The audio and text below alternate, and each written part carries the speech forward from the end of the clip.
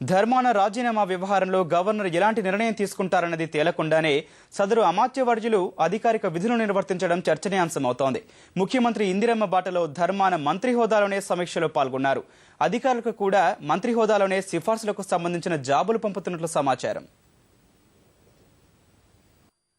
వాన్పిక్ భూ కేటాయింపులకు సంబంధించి ధర్మానపై సీబీఐ అభియోగపత్రం దాఖలు చేయడంతో ఆగస్టులో ఆయన మంత్రి పదవికి రాజీనామా చేశారు.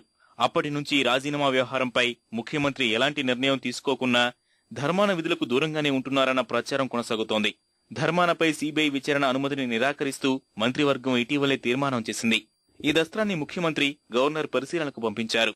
ఇది గవర్నర్ వద్ద పెండింగ్ లో ఉండగానే ధర్మాన అధికారిక కార్యక్రమాల్లో మంత్రి హోదాలోనే పాల్గొనడం చర్చనీయాంశమవుతోంది. ముఖ్యమంత్రి ఇందిరమ్మ బాట సందర్భంగా విశాఖ జిల్లాలో సమీక్షా సమావేశానికి ధర్మాన హాజరవడం వివాదాస్పదమవుతోంది. విశాఖ జిల్లాకు ధర్మాన ఇన్ఛార్జి మంత్రిగా వ్యవహరించేవారు. ఇప్పుడు జరిగిన సమావేశానికి ఆయన అదే హోదాలో హాజరయ్యారా లేదా అన్నది తెలియాల్సి ఉంది. అటు ధర్మాన మాత్రం తానొక సీనియర్ ఎమ్మెల్యే హోదాలో మాత్రమే సమీక్షా సమావేశానికి హాజరయ్యానని చెబుతున్నారు. నేను స్టిల్ ఎమ్మెల్యేనండి. ఎమ్మెల్యేనే వీళ్ళతో కలిసే అవకాశం నాకు ఉంది. ఈ కార్యక్రమం తెలుసుకున్నా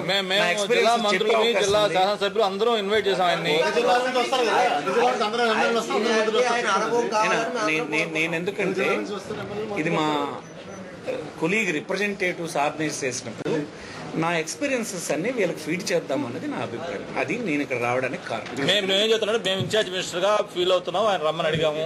ఆయన అయితే ఆయన స్టాండ్ ఆయన ఉన్నారు అంతే. ఈయనంటే కదా గవర్నమెంట్ కూడా మినిస్టర్ కింద భావిస్తుంది. ఆయన ఒప్పుకోవద్దు దానికి. ఆయన వాళ్ళేమైనా నాకు ప్రోటోకాల్ తీయలేదు, ఏం లేదు, మినిస్టర్ గానే పెట్టారు నేను.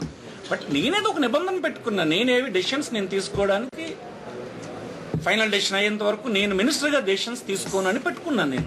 మరోవైపు మంత్రిగా సచివాలయంలో విధులకు ధర్మాన హాజరు కాకపోయినప్పటికీ వివిధ అర్జీలపై మంత్రి హోదాలోనే అధికారులకు లేఖలు పంపుతున్నట్లు తెలుస్తోంది. ధర్మాన రాజీనామాపై ముఖ్యమంత్రి నిర్ణయం తీసుకోవాల్సి ఉన్న మంత్రివర్గంలో చర్చకు పెట్టి విమర్శలు ఎదుర్కొంటున్న నేపథ్యంలో ధర్మాన వ్యవహార శైలి ఆశ్చర్యపరుస్తోంది.